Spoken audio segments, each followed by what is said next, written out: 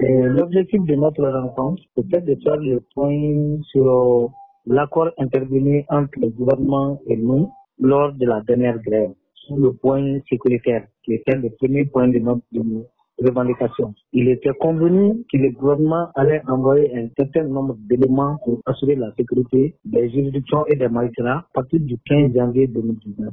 Donc on a dépassé cette date butoir du 15.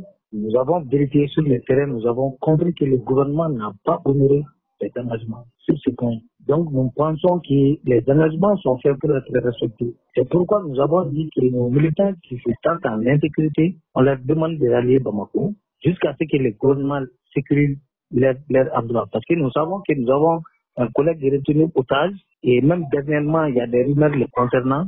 Nous ne sommes pas en mesure d'infirmer ou de confirmer ces rumeurs, tout comme le gouvernement qui dit avoir reçu les mêmes rumeurs sans pouvoir nous les confirmer ou nous les imprimer. Donc nous disons que dans cette situation, il n'y a pas question de laisser nos militants dans des zones d'insécurité. L'État n'a pas daigné envoyer les éléments convenus entre la partie gouvernementale et la partie syndicale pendant les derniers mouvements de grève. Nous disons que ce n'est pas responsable, ce n'est pas sérieux de la part d'un État de faire des conventions avec les syndicats et de ne pas les respecter.